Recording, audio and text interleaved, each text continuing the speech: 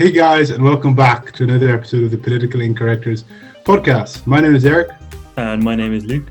And today we're joined with a very, very special guest. We're joined with the national exec member of the Social Democrats, Mr. Seàn Burke. Thanks so much for joining us today.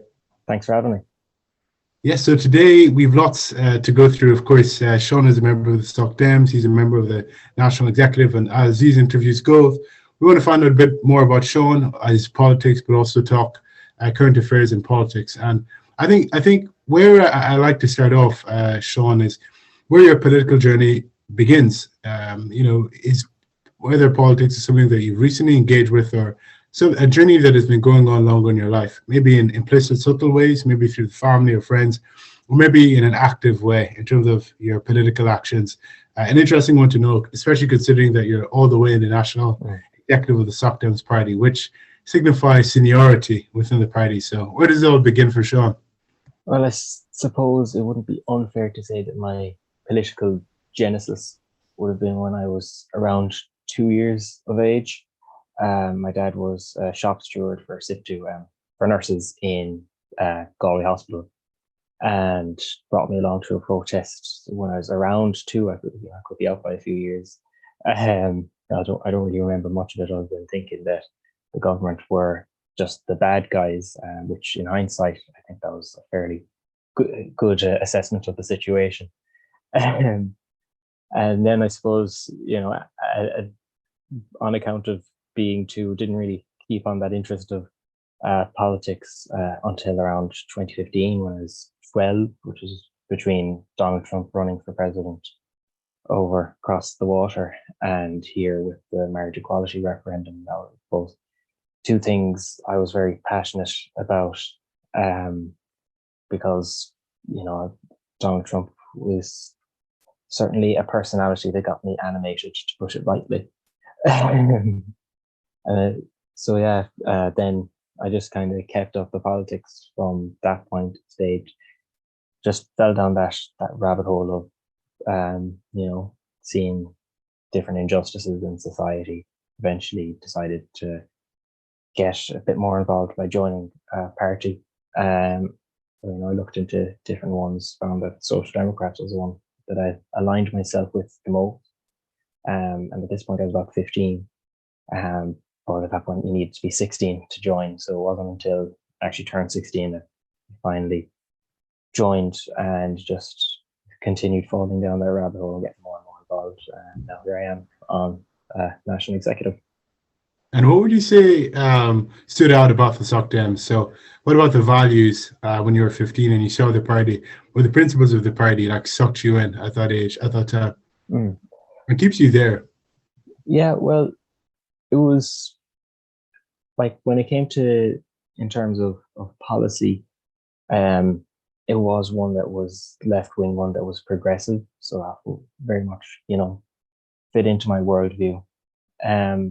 And when it came into the values, and more so the way that politics was done, I liked it the way that the Social Democrats did politics a bit differently, and just didn't do things because it was the way it was always done. Like my dad's uncle was a councillor for Fianna Fáil,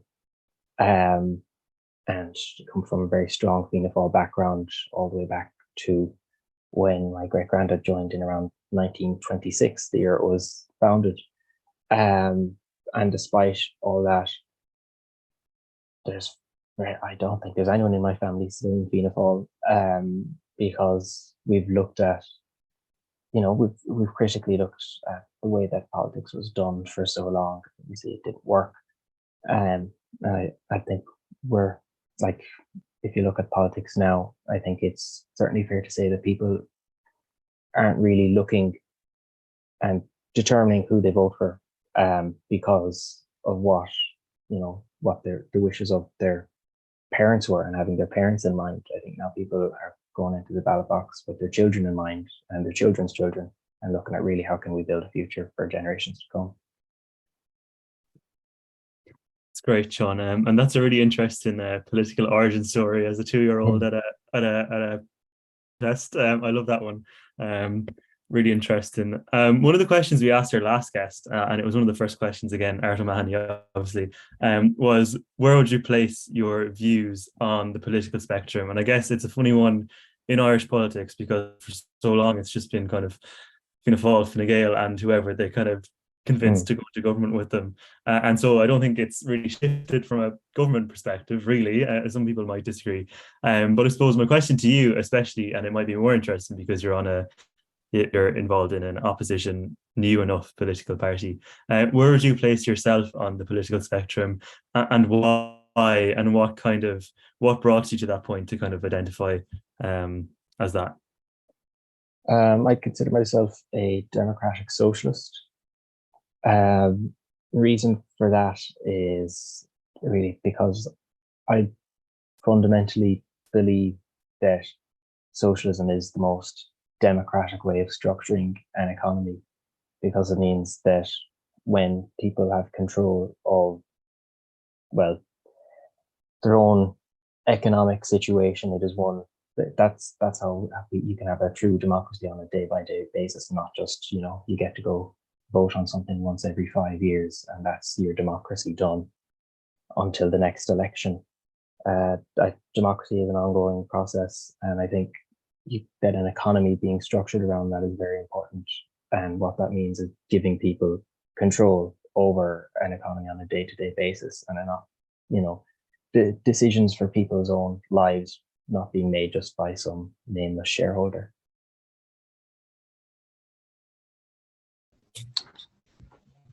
Really interesting. Definitely, yeah. And a different answer to that Arta Mahoney answered, for sure. No doubt about that. Those different perspectives. And I suppose, Bertie Ahern did famously describe himself as a socialist, and I disagree that those views weren't represented in government, but I'm sure you have a different opinion on that. I don't think many people would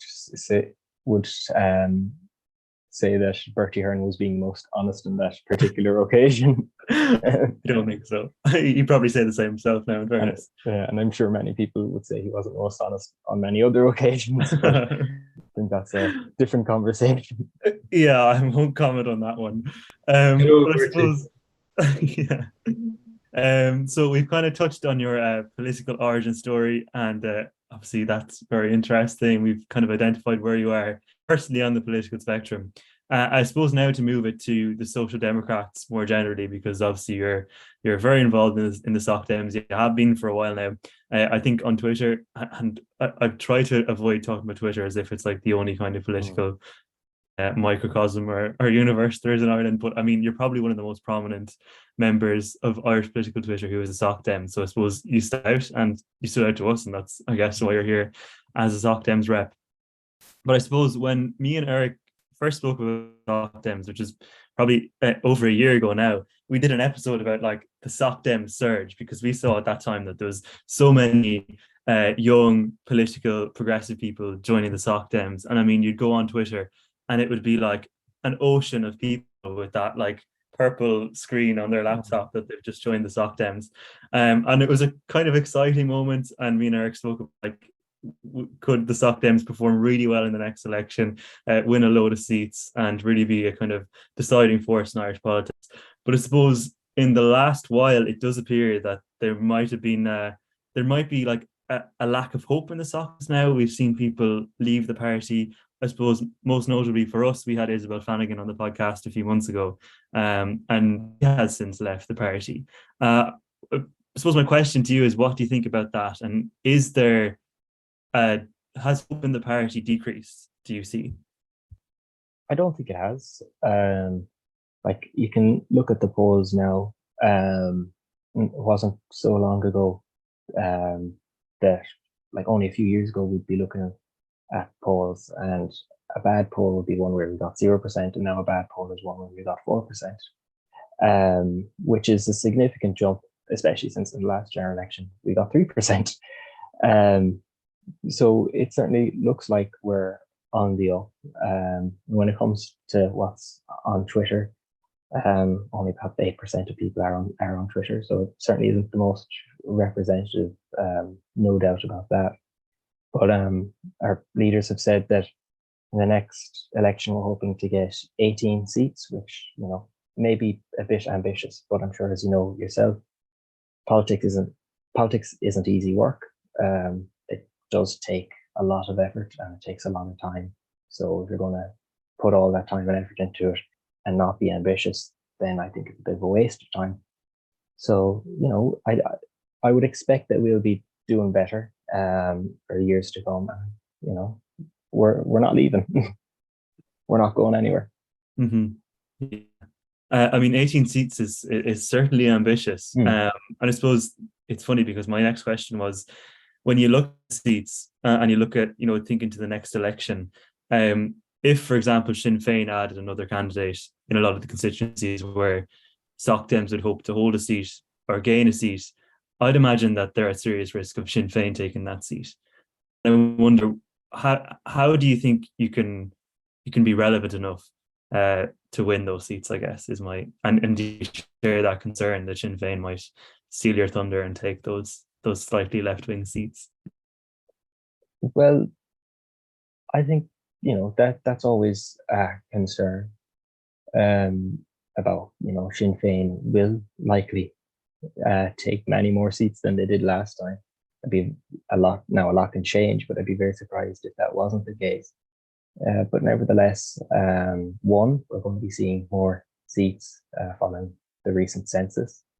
So there'll be more room for us there. And two, I don't really think it's the best thing to focus on what other parties are saying and doing all the time, and try to fit into their space. I think it's much more important that we make our own space, say what we believe, and why we believe it.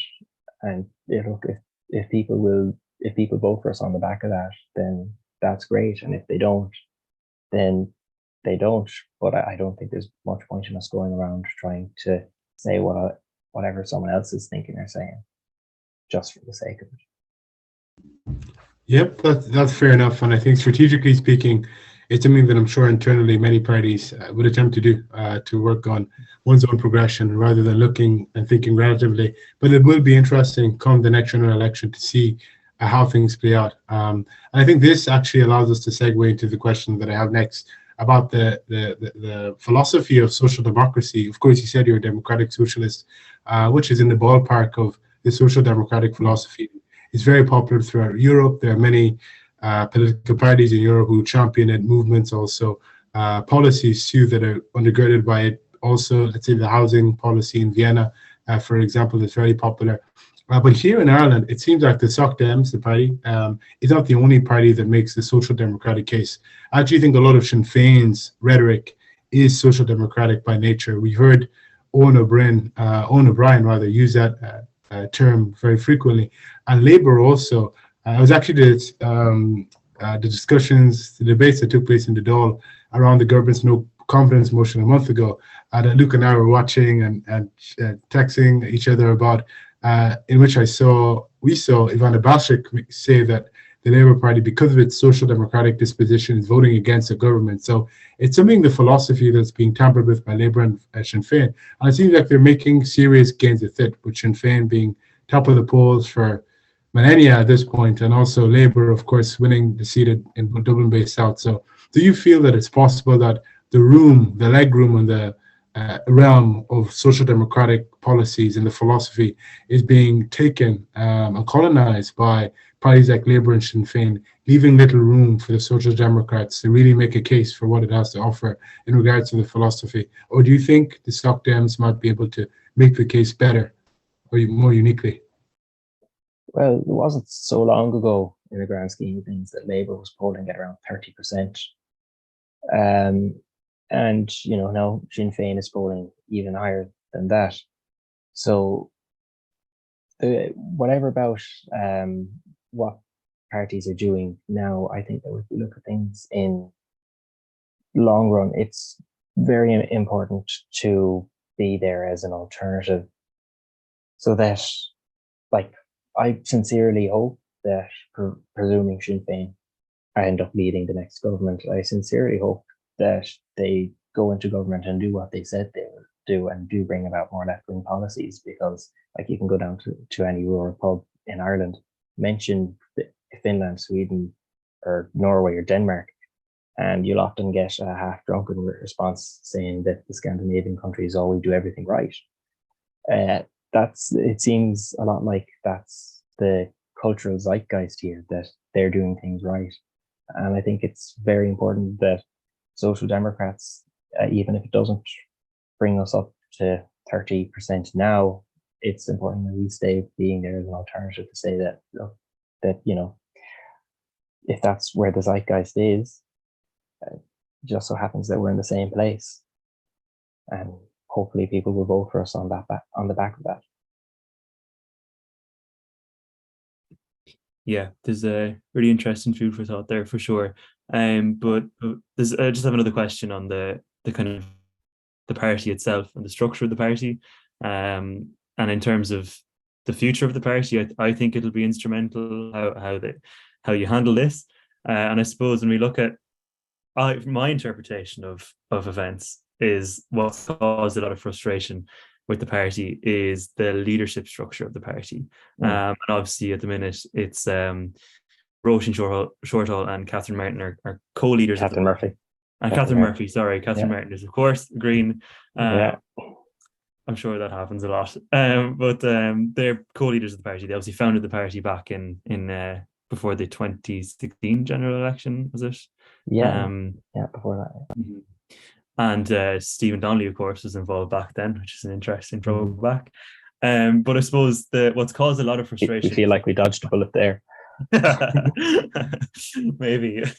Yeah, I mean, look at him now. He's happy with his portfolio. So, yes, the leadership structure. I think that's a lot of frustration, and people have kind of pointed out, like, look, why don't we just have one leader of the Soc Dems, and why maybe might it not be one of the more younger, more dynamic, more maybe popular members of the party? Could we not have them as our leader, as kind of the one person who will lead the party as the public leader and as the public face of the Social Democrats? I wonder what your opinion is of that. Do you think there should be one leader? Do you think the co-leader system works? And maybe I might be so cheeky even to ask, if there was to be one leader, who would you like that to be? Well, I've said it before that I do think it's time to have a change in leadership. Like, there's no doubt that Roisin Shortall and Catherine Murphy are two brilliant parliamentarians. It's the reason why they always top the poll or get very close to it. And it's just like they really are outstanding parliamentarians. I've no doubt about that. But despite that fact, I do think that the co-leadership model probably isn't the best one. Not everyone is constantly engaging in politics like we are. Not everyone's a nerd, is what I'm trying to say. So I think maybe having one person leading the party would probably do us more favors. And as for who I think it should be, look, we've really brilliant TDs. I'd be very happy with any of them there. But I personally think that I'd really like Cian O'Callaghan to be the leader. I know that Holly Kearns is usually the go-to favorite, but having seen him take on the spokesperson role for housing, he's someone who just continuously impresses me. So I would really like him. And when you think of figures like Cian O'Callaghan, as shown, and Holly Cairns, of course, and Gary Gannon, young kind of progressive figures within the party who very much, I think, were at the heart of the Soc Dem surge there just over a year ago. How do you feel about the future of the Soc Dems when you look at the talent on display within Parliament, the great parliamentarians you have, but also the youth within the party, figures like yourself who are flying the purple flag for the party too? How do you feel about the future? I would be very optimistic about it. One, like, you go into a room filled with Social Democrats and it's going to be a fairly young room. even with their parliamentarians, in particular, the Holly and Gary, and Keane as well. They're all all still very young for politicians. And like, if you look at polling, we're doing much better with 18 to 24-year-olds than we are with older age categories. So I think that as time goes on, there'll be more and more people who are just sick of the way that politics has been done for decades and decades, and people just will want change. And I think we're certainly fitting into that space to be a party that can provide that change. Mm-hmm. Very interesting. And I think, Eric, we'll probably keep coming back to talk about the Soc Dems again and again, even though I think for a while maybe we thought there was going to be like a collapse. By the sounds of things, there's lots of energy there, and you're not going anywhere. And the next election will certainly be a really interesting one for a lot of reasons, obviously. But I think one of the things we'll be watching closely is the performance of the Soc Dems and how many seats you can pick up, and how many people you can get over the line again, and you can get over the line. And who knows, Seán Burke, even you could be one of them, but we'll get to that later. We've touched on the Soc Dems, all of the internal drama and gossip and structures and philosophy. Now it's on to the kind of Irish political scene, Irish politics more generally. And I don't think it's quite hard to have a conversation about Irish politics now without Sinn Féinn, the idea of Sinn Féinn leading the next government coming up. And you've kind of touched on it on your answer there a few minutes ago. My question basically is, how would you feel about a Sinn Féin-led government? And would you like to see the Soc Dems join that government? And thirdly, would you have any reservations about a Sinn Féin-led government? Do you have any like fundamental disagreements with Sinn Féin on certain policy? Or yeah.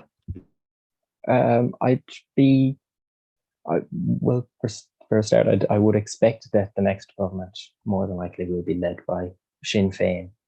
And I do think that will be overall a good thing to just break that dichotomy of Fianna Fáil and Fine Gael, especially with a much more left-wing party. When it comes to Social Democrats going into government with Sinn Féin, I'm very adamant about looking at policies before making decisions on them. So I would want to see a program for government. I know that there could be some people listening in who will expect me to say that Social Democrats will absolutely go into government with Sinn Féin, but that's not the case. I wouldn't want it to be the case without a very strong progressive program for government. And as for reservations about Sinn Féin, I certainly have plenty of reservations. Although it's probably in Sinn Féin, but in particular, it would be much more social attitudes. Like what was the name of that councillor in Dublin? I can't think of his name off the top of my head. Who not so long ago left Sinn Féin, and had made many very horrible remarks, and really he shouldn't have been resigning from Sinn Féin of his own accord. We see other more socially regressive things coming up in Sinn Féin, and you look at the polling of Sinn Féin voters and show that they're at one of the highest percentages of support for Donald Trump. So it really looks like Sinn Féin, despite having a very good front bench, there's a very right-wing underbelly to it, which is the main reservation I would have. And that's would be my main issue. So at risk of sounding like some diehard lefty, my problem with Sinn Féin is that they're too right-wing. I won't be getting any Irish Times calling with that attitude. Oh gosh. Well, I think those are really, really legitimate points, Sean, and points that Luke and I have certainly discussed on the podcast in the past. There'll be a lot that I think will be revealed by a Sinn Féin government that we may not expect. I think on the face of it now, everything looked really rosy, not necessarily just for the party, but in the political scene. But if Sinn Féin are in government, there will be a seismic shift in how things operate. there will be governmental constraints that need to be dealt with. And therefore, I think the true spirit of parties at times of hardship can be revealed, because then it's not sunshine and daisies, then it's actually doing the work, making decisions. And that's not to say that this is going to see Sinn Féin falter in a fundamental way, but I can't wait to see the changes that might occur when that arises. I have to say, though, you praised Sinn Féin for breaking the Fine Gael, Fianna Fáil, the FFG dichotomy, as it's put. And I think there's, amongst the left in Ireland, and it goes without saying, animus. There's like left-wing animus towards Fine Gael and Fianna Fáil. And there's a belief, like a stereotypical belief, that they're just bourgeoisie party that represents the elite in Irish society. We had a chat with Arden Mahoney about this stereotype, why he thinks it exists. And I think he said that he understands, to some extent, why people hold this belief. However, that it clashes with the reality within the party. And he talked about his experience and growing up and some people he knows within the party. But as a man of the left, do you think this stereotype or truism, depending on how you see it, is in fact true? Or do you think it's not true, and why? I do think it's certainly true. To say that Fianna Fáil and Fine Gael are representing those who are more well off. Well, historically, I certainly think Fianna Fáil had a much more working class base for a long time, but that undoubtedly faltered. And when you look at their policies now, those policies are consistently, and it's very easy to look at those policies combined now that they're in government together. I think it's very easy to say who this is benefiting. Like, more just in last week, we had a new record for the number of homeless people in this country. But at the same time, whenever we talk about a housing crisis, I don't think it's really fair to say that it's a housing crisis, because there are loads of houses and they're vacant. And the reason for that is because landlords and developers can get more money if they create a scarcity, entirely inventing a scarcity. And so really, I think the issue is a housing control crisis, because we have a government who lets them do that. And that's not benefiting working people. That's not benefiting lower income families. That's benefiting people whose pockets are already lined. So I think that is a very fair representation to say that Fianna Fáil and Fine Gael are parties who are there for wealthier people. Yeah, really interesting, Sean. Just to push back and play devil's advocate, do you think, I'm sure people within the party would say, well, from my perception, I'll get to that in a second. I think people within the party would say that parties are diverse. There's different people within parties. Some people get involved in politics and with the party to, let's say, make a positive change. So do you think this is an attitude that permeates the entirety of the party? And do you think underneath it all, there is something conspiratorial or a special interest trying to rig the system and ensure there's a housing crisis and people suffer? Or do you think some of it is coincidental? So even if you grant that the policies are all destructive and terrible, do you think they're orchestrated policies by people from the top to the bottom?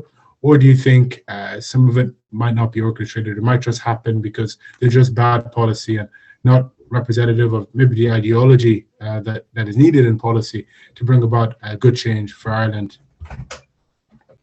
Well, in terms of whether or not it's conspiratorial, I don't think it's conspiratorial simply on the basis that developers have openly admitted that what they'll do is they'll build a block of apartments, and when they're all ready to be lived in, they'll only put one on the market at a time, because otherwise it'll drive the price of rent down. And like, if this is being done by policy, well, the policy is letting housing and letting energy be dictated by the market, and that's something that isn't working. We consistently see it isn't working, and those of us on the left have been consistently saying isn't working. And it's really reaching a breaking point now, and many people are feeling that. So I think, like, particularly in Fine Gael, there's much more of a centre-right psyche and mindset, and that's what puts forward those policies. With Fianna Fáil, it seems like they're increasingly losing any mindset at all, and would really just, go into government and do whatever the other party in government says most of the time. Hence why under Bertie Ahern they really went down to a progressive democratic side of politics, and now it seems like them going down that very same ideology, except with Fine Gael. So I think that it's largely Fine Gael policy is causing the issues, and Fianna Fáil policy is supporting them, because Fianna Fáil doesn't have policy. Oh gosh, I couldn't hold in that laughter. Yeah, this is a topic, of course, that Luke and I have chatted about on the podcast and privately. Something that I wrote an article about also with regards to Fianna Fáil. But yeah, that's really interesting. I did see what you referred to with regard to developers being deliberate with the amount of houses that they built. I think that was a leaked document from a couple of months ago. That's a really interesting perspective. No, they've openly admitted to it as well. Okay, wow. Okay. Yeah. I did not know that. But that's... It really feels like, that bit in movies where the villain explains their plan. Yeah. Yeah, so you can prepare for the last battle with the boss. And I'm sure that's what the left in Ireland are looking to at the moment. And that's why you said earlier that you hope Sinn Féin sticks to left-wing policies and that we see a genuine left-wing government, I'm guessing. So that leads me to the next question. Do you think Ireland needs a left-wing government? And if so, why? Now, we had Jack Nolan on the podcast, and we had a very similar segment in that we asked him why a left-wing government. And Jack said he felt it was needed. And I think he alluded to the policies that a left-wing government would bring about. But do you think that's all it takes? It just takes an ideological shift in policy. You talked about the government, in your opinion, being overly market-based. But do you think a left-wing government is needed to shift away from the current reality?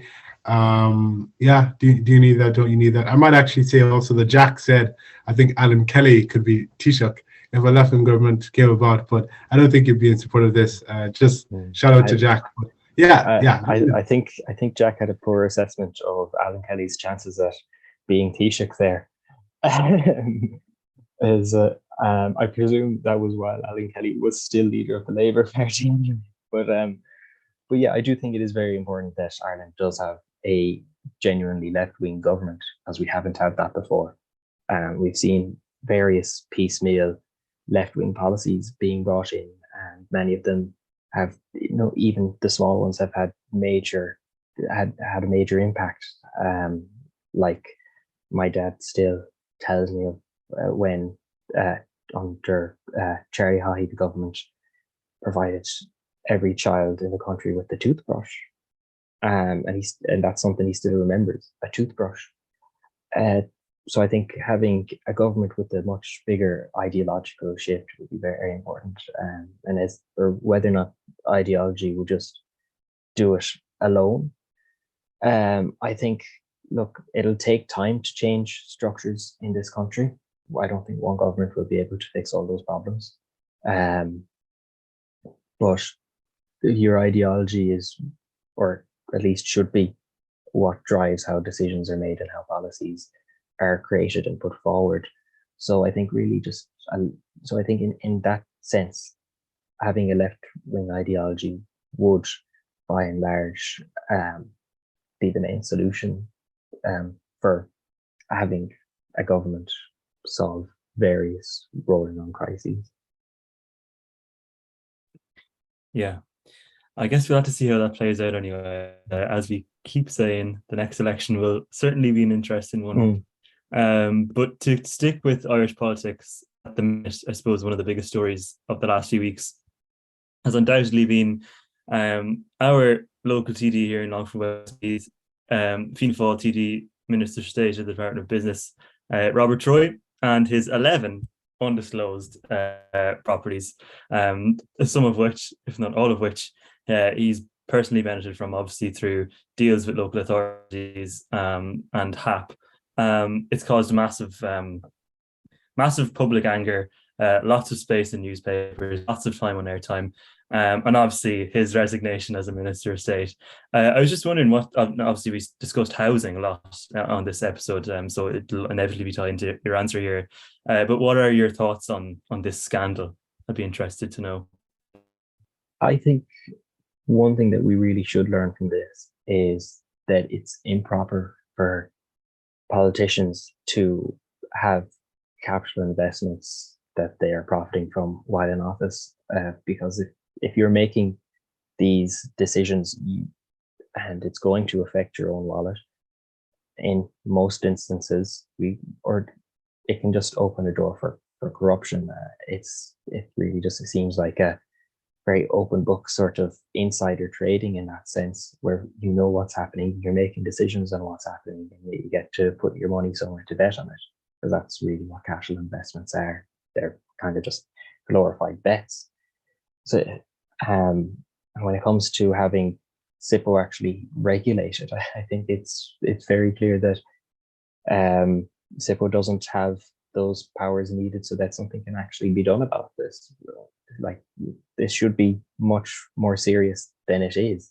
We have a TD who is very clearly not registering his interests where he's supposed to. And yet, yes, he was forced to resign as Minister of State, but he's still there as a TD. He failed to disclose this not as Minister of State, but as a TD. I don't think he should be able to keep his seat. Yeah. I guess I know he said that he's going to answer questions or make a statement in the Dáil when he does return. So I don't think the story is going away. I think it will inevitably lead to the government trying to strengthen SIPO. I think they'll have to do something now.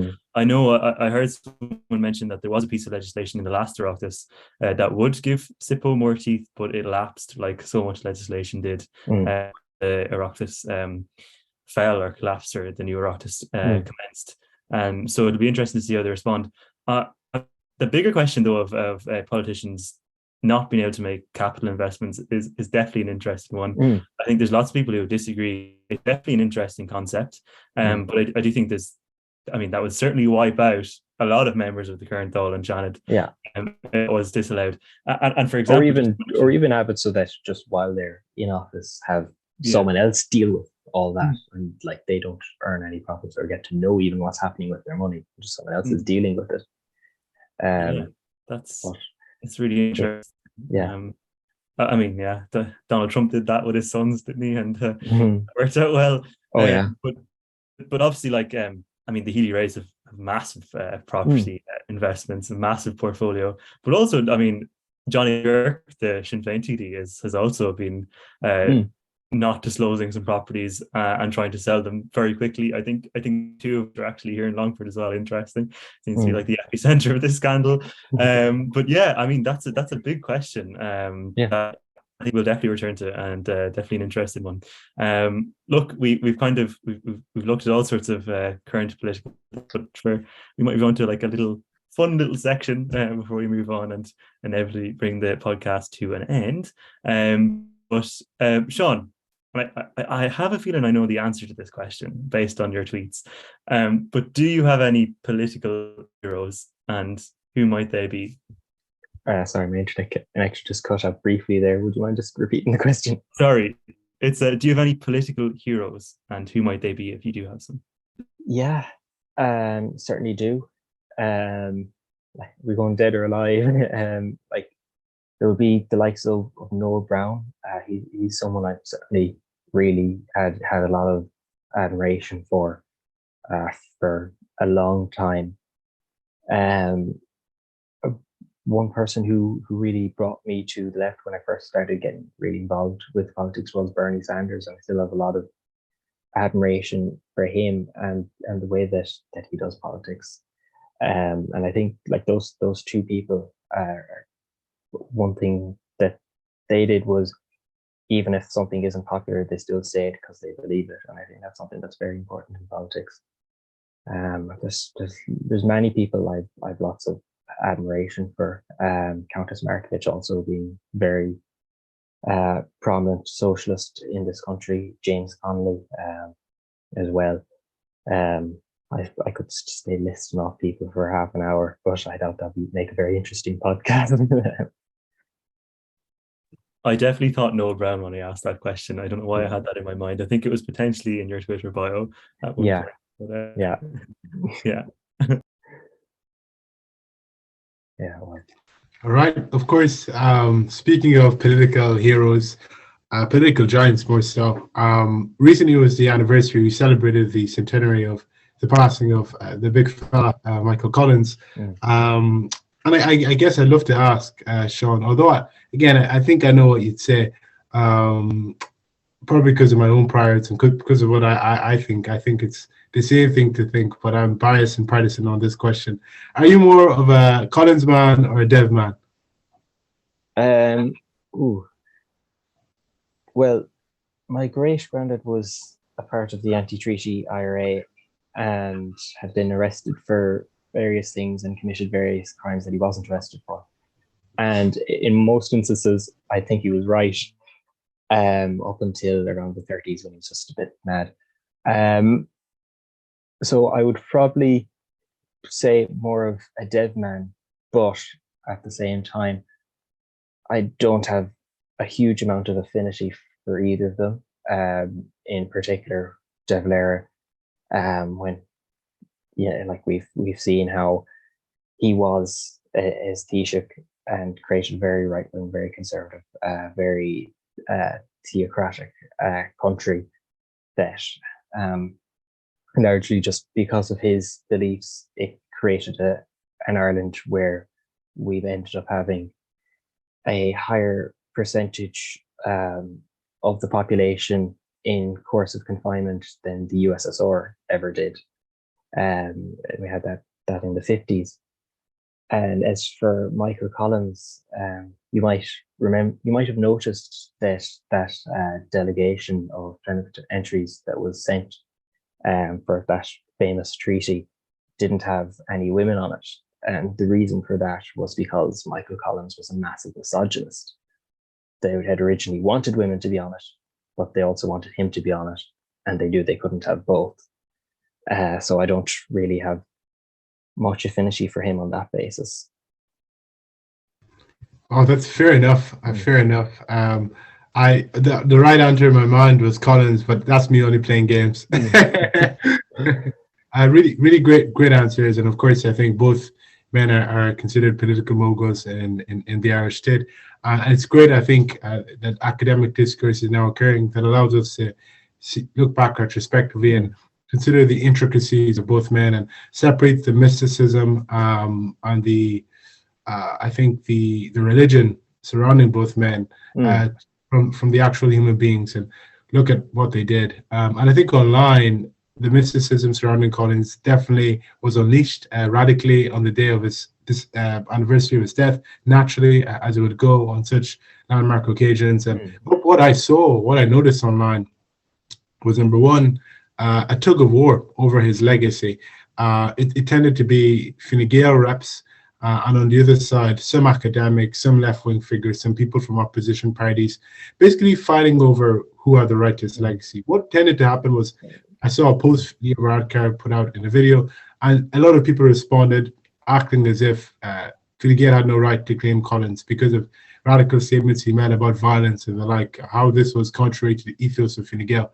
And what I saw on the other end of Twitter was the fetishization of Collins. There's a lot of explicit statements about Collins that, I don't mind, but I just felt really uncomfortable looking at like an academic tweet and then scrolling down, feeling enlightened, and then seeing somebody talk about, I don't know, the structure of his nose or something. So, I guess, what are your thoughts on the tug of war, but also on the wider conversation about Collins? Anything you might have noticed, or the two things that I've referenced? Well, I think in terms of the tug of war, I don't think it's very fair for Fine Gael to claim his legacy, given that he died before Fine Gael was set up, and he died before Cumann Gael was set up, the predecessor to Fine Gael. So I don't think that's very fair. And when you look at the current, if we look at the current Fine Gael lines of, to attack lines for Sinn Féin, largely going back to the Troubles up north. It's worth noting that less than 4,000 people, around 3,500 people died throughout all of the Troubles because of the Troubles. Whereas if you look at the Tan War, the War of Independence, it was over 22,000 people over a much shorter period of time. So I do find it very difficult to understand how Fine Gael can say that the leader in this revolution, which was much more violent, many instances much more brutal, is a good guy who we want to claim legacy to, but at the same time we look at a more recent history that was actually less violent, despite being over a larger period of time, and say that that's wrong, and use that as an attacking point. But to go down to the fascism, that sort of the other things that were said about Michael Collins, I presume you were referencing that wanted poster of him describing his boyish smile, which I have seen. It was a very good picture for it. Yeah. Yes, no, that poster, but also many more. Trust me, Sean. Twitter was a rampage. Oh, jeez. Well, go on, sir. I may have been lucky that I was working that day then. You certainly were. You certainly were. All right. So the next question is about the left. So again, I said earlier, you said it yourself. It's self-evident you're a man of the left. And we talked about the stereotypes that exist about Fine Gael and Fianna Fáil, or truisms, depending on how you interpret it.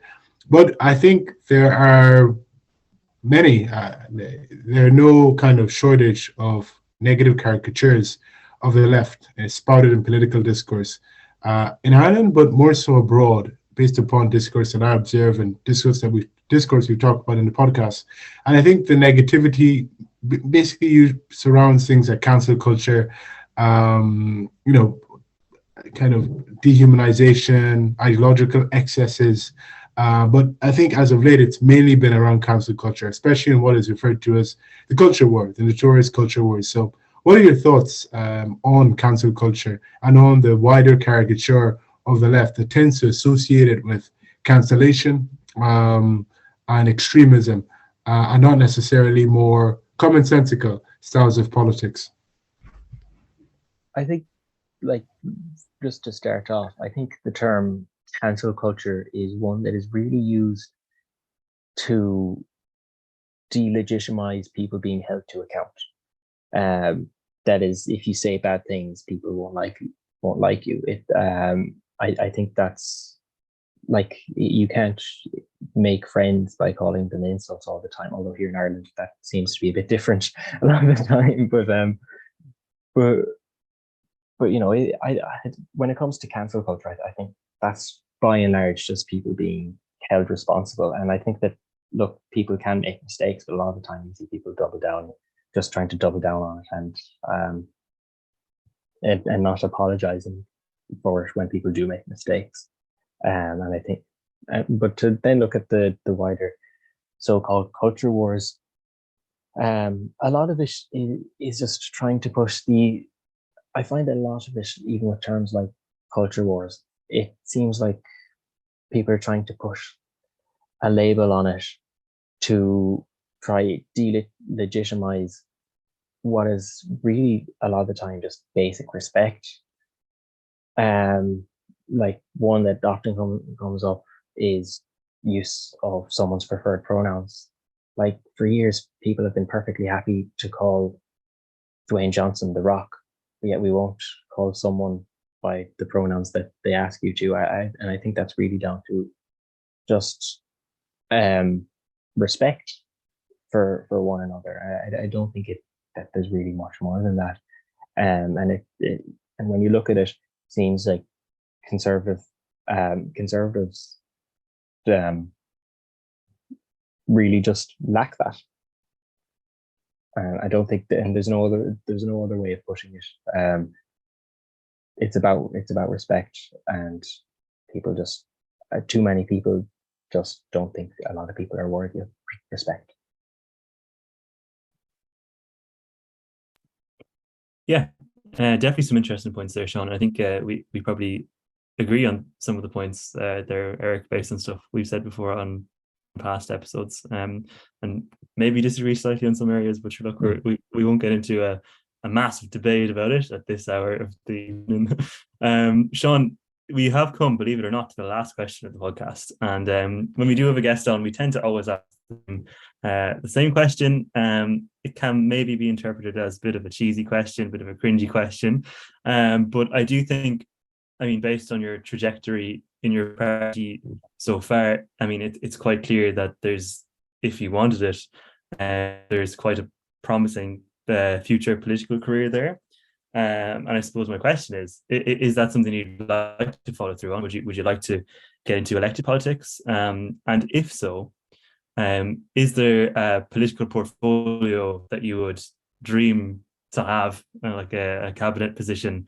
And to be even more specific then, is there like one specific policy that if you could introduce, you would introduce? Well, in terms of having a career in elected politics, I don't really know. To be honest, like if like I'm in politics, not really just for the crack. I'm in it because I do want to help people's lives on a day-to-day basis, and that's something I enjoy doing, and something I'd like to spend my life doing. If the best thing that I can do to do that is by running for elected office, then it's quite likely that I'll end up doing that. If I see that my efforts are better concentrated in maybe some advocacy group or trade union, or in doing some backroom politics, then that's where you'll find me.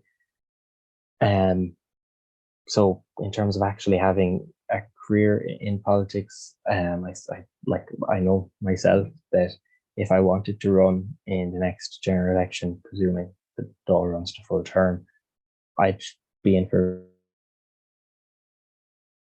a very good shout to be selected as a candidate here in Galway East. But as for whether or not I'd want to do that, I would be just turned 21, I think. What year is it now? I'll get someone else to do the maths. And I would kind of like to be able to live my 20s knowing that I can get horribly drunk on a night out and not see videos of it at the top of my Twitter timeline the following morning.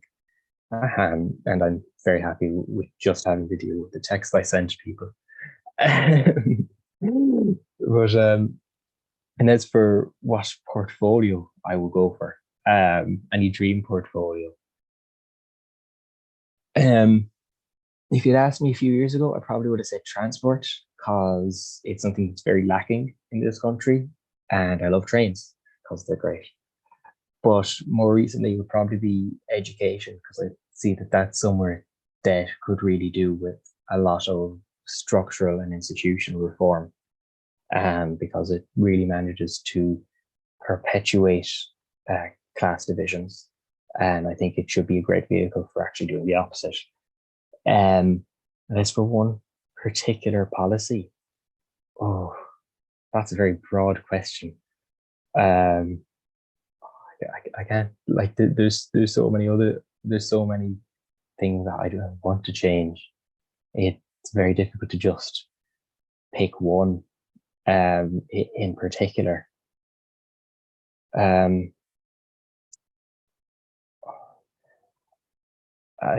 I can't think of one, to be honest. We got you on the spot with that one, in fairness. It feels like a bit of a cop-out. Like I can think of these very small, particular, like, ones that would make tiny little changes, or in some instances wouldn't even really change anything. But I feel like if I got to go with just one, I'd have to pick a big one.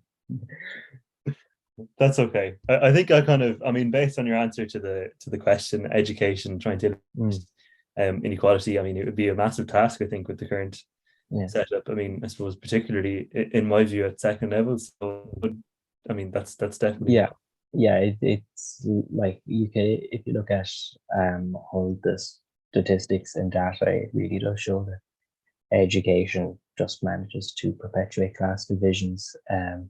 So I suppose a good policy for fixing that would probably be getting rid of private schools, and put that down as my policy there.